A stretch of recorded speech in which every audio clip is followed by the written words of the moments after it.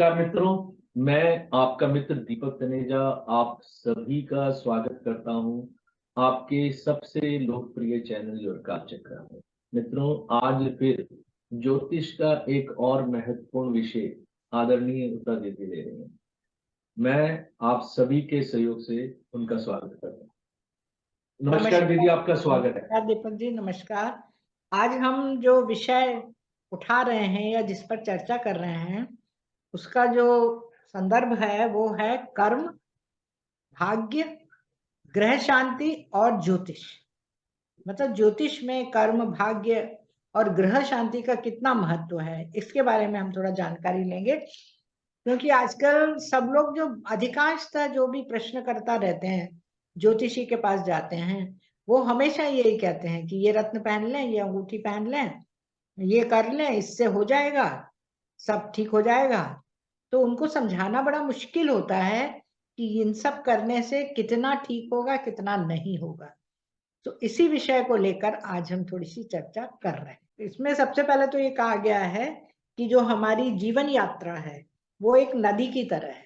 नदी की तरह, नदी पार करने की तरह है, नदी की तरह नहीं है, नदी को पार करना है। और जो ज्योतिषी है वो हमारे लिए एक अनुभवी खेवैया है, अर्थात नाव चलाने वाला है, जो नदी की गहराई और उसके उथलेपन को पूरी जानकारी रखता है और इसीलिए हमें सुरक्षित रूप से नदी पार करवाने में मदद करता है। सबसे पहले तो ये ज्योतिष का महत्व है कि ज्योतिष का क्या महत्व है हमारे जीवन में। इसके बाद आता है कि हमारे मन में उथल पुथल, अशांति बहुत भरी रहती है जीवन में, और इसी को शांत करने में भी ज्योतिषी जो है महत्वपूर्ण भूमिका निभाता है। क्योंकि हमारे यहाँ तरह तरह के लोगों की तरह तरह की समस्याएं लाइफ में आती हैं। जैसे कोई 37 वर्ष की आयु में भी अपने विवाह को लेकर चिंतित रहता है, तो कोई ऋण चुकाना चाहता है, वो नहीं चुका पा रहा।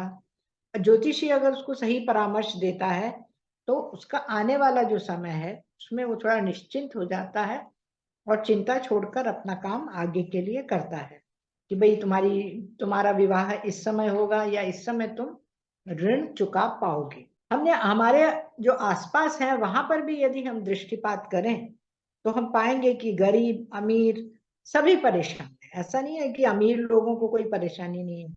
अगर गरीब परेशान है तो अमीर भी परेशानी है, और सभी शांति की और सुख की कामना करते हैं। बड़े बड़े होटलों के स्वामी हैं, वो खाना नहीं खा सकते, आपने देखा होगा, दूसरों को खिलाते हैं लेकिन खुद नहीं खा सकते हैं क्योंकि उनको अलाउ नहीं है।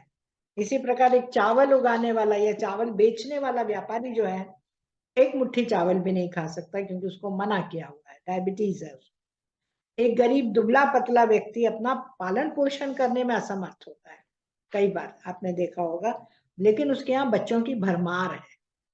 और जबकि एक महलों में रहने वाली महिला संतान से ही वंचित होती है। तो इसके पीछे क्या कारण, ये सोचने वाली बात।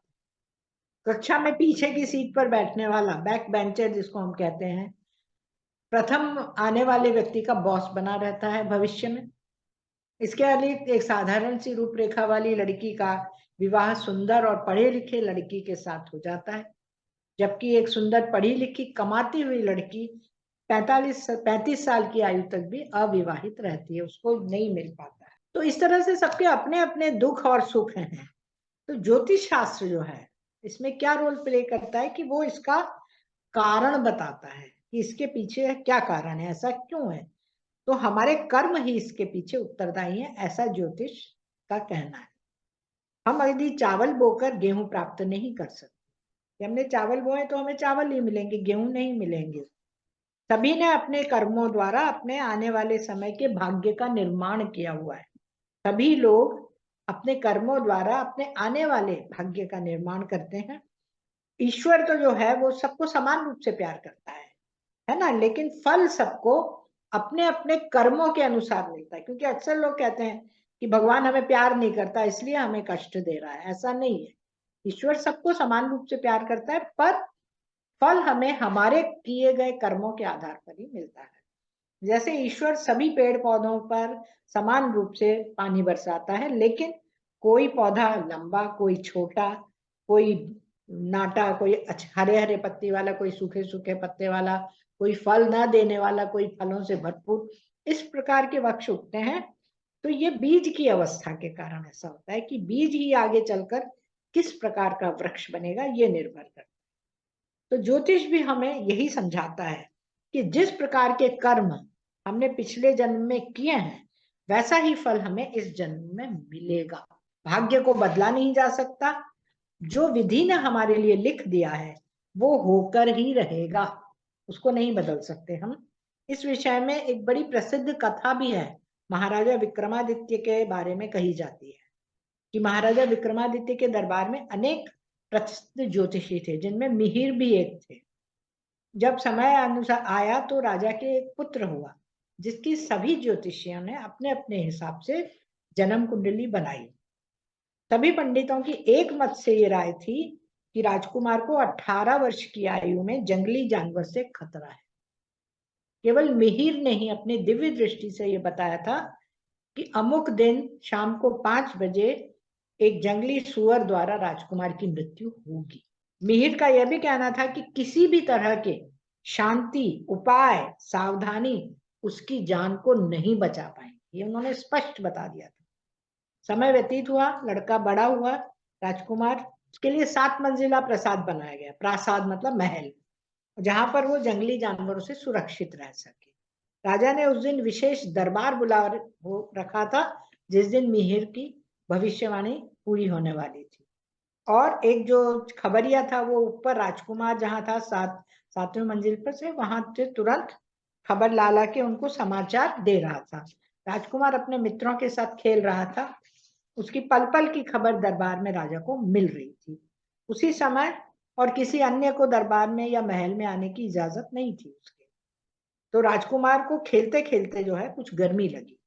राजा तो ये समझ रहा था मैंने सुरक्षित कर दिया, ऊपर जंगली जानवर कहाँ से आए, लेकिन उसी समय उसको खेलते खेलते गर्मी लगी और वो अपने कक्ष से बाहर निकलकर आंगन में आया। ठीक 5 बजे, वहां पर हवा चल रही थी ठंडी ठंडी, तो ठीक 5 बजे सेवक ने तो नीचे जाकर बोला दरबार में कि राजकुमार सुरक्षित है, लेकिन छत पर लगा हुआ जो एक ध्वज था, जो उनका ध्वज था, उसमें एक जो सींग लगा हुआ था, लोहे का सींग, जो उनका राष्ट्र ध्वज का प्रतीक था, वो सीधा गिरा, राजकुमार पर गिरा और उसकी वहीं तत्काल मृत्यु हो गई। क्योंकि वराह जो है राजा का राज्य चिन्ह था, राष्ट्र चिन्ह था, अतः फिर मिहिर को आगे चलकर वराह की उपाधि भी मिली, इसीलिए उनका नाम वराह मिहिर कहलाए और उन्हें सम्मानित भी किया गया। लेकिन राजकुमार की मृत्यु जो अवश्यम भावी थी वो हो गई। तो वराह मिहिर ने राजकुमार को और उनके पिता को, राजकुमार को तो नहीं बताया था लेकिन उनके पिता को बता दिया था, राजा विक्रमादित्य को, कि राजकुमार ने पिछले जन्म में कुछ जघन्य अपराध किए हैं जिनके कारण उसकी मृत्यु अवश्यम भावी है। जूलियस सीजर के बारे में भी यही कहते हैं कि 15 मार्च का दिन उनके लिए राज ज्योतिषियों ने खतरनाक बताया था और उसी दिन राज्यसभा में उन्हें धोखे से मार दिया गया।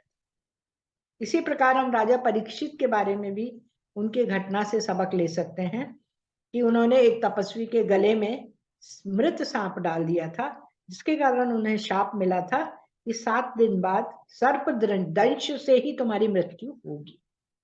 तो राजा ने भी यज्ञ करके सभी सांपों को अग्नि में भस्म कर दिया था, हवन की अग्नि में, और स्वयं अपने 7 मंजिले प्रासाद में सुरक्षित रह गया, हो गया, या मुझे कोई नहीं मार सकेगा, सांप तो आ ही नहीं सकता। पर एक सांप जो तक्षक बचा हुआ था वो फूलों के साथ उसके पास आ गया और उसने उसे डस लिया और उसके द्वारा उसकी मृत्यु हो गई। तो उसके सभी पूजा पाठ हवन यज्ञ व्यर्थ साबित।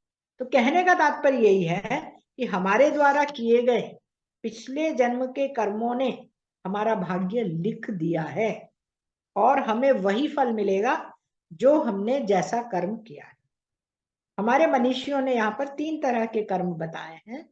एक तो है अक्षम्य अपराध, जिनमें क्षमा मिल ही नहीं सकती, अक्षम्य, जिनमें व्यक्ति क्षमा न करने योग्य कर्म किए होते हैं, जैसे किसी की हत्या करना, गरीब लाचार लोगों को सताना, उनको दुख देना, गरीबों का हक मारना, या अपने भृत्यों का नौकरों को सही समय पे खान पान की या भोजन की व्यवस्था ना करना, और माता पिता को कष्ट पहुंचाना। ऐसे अपराधों के लिए कभी माफी नहीं मिलती और उसकी सजा भोगनी ही पड़ती है। और कुंडली में अगर अपन इसको देखें तो इसमें पंचम भाव पर, इसके स्वामी पर अकारक ग्रह दृष्टि डालते हैं। गुरु या लग्नेश, उनकी दृष्टि गुरु की, विशेष रूप से गुरु की और नवम भाव के स्वामी की दृष्टि से वंचित रहते हैं, लग्न और पंचम। तो हम कितनी भी पाठ पूजा कराने, कितने भी शांति करवा लें, कितना भी दान या पुण्य करें, उनको क्षमा नहीं मिलती है, सजा भोगनी ही पड़ती है। दूसरे प्रकार के कर्म वो हैं जो आप आर्थिक अपराधों की श्रेणी में आते हैं, जैसे चोरी करना, बेईमानी करना, धोखाधड़ी करना, और भी जितने भी आर्थिक अपराध वर्तमान समय में भी होते हैं वो सब। ऐसे जातकों की कुंडली में लग्न अथवा चंद्रमा, दशा स्वामी, अंतरदशा स्वामी गुरु या नवम भाव के स्वामी से, उसकी दृष्टि से दूर होते हैं। तो ये अपराध जो है क्षम्य अपराध कहलाते हैं, क्षमा के योग के, जिनमें व्यक्ति क्षमा के योग कार्य करता है और दंड पाता है, और आर्थिक दंड भी उसमें शामिल रहता है।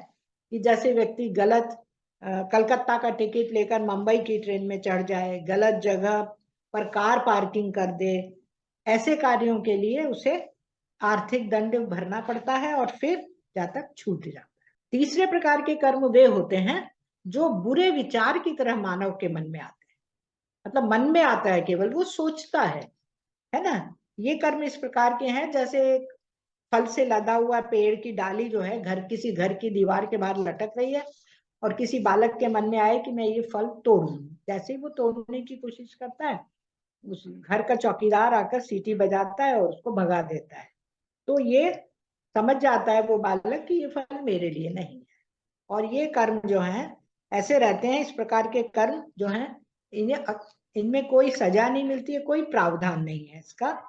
तो इस ऐसे जातकों की कुंडली में गुरु और नवम भाव का स्वामी या तो लग्न में होता है या फिर चंद्रमा और दशा अंतरदशा के स्वामी से जुड़ा रहता है, तो उन्हें ऐसे कुछ भी कष्ट नहीं उठाना पड़ता। ऐसे लोग जीवन में कभी पाठ पूजा भी नहीं करते, ग्रह शांति भी नहीं करते, हवन भी नहीं करते, दान दक्षिणा भी नहीं करते, फिर भी वो सभी सुखों का उपभोग करते हैं।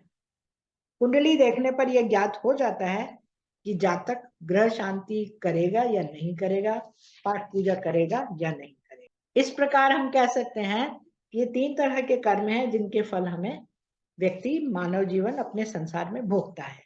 और इसी के आधार पर दुनिया में 4 तरह के लोग मौजूद हैं। सबसे पहले वे हैं जो पाठ पूजा और ग्रह शांति करवाने के पश्चात ही जीवन के सुखों का उपभोग कर पाते हैं। नंबर 2 वो हैं जो पाठ पूजा और शांति सभी करते हैं, फिर भी दुनिया में कष्ट पाते रहते हैं और स्वयं को कोसते रहते हैं।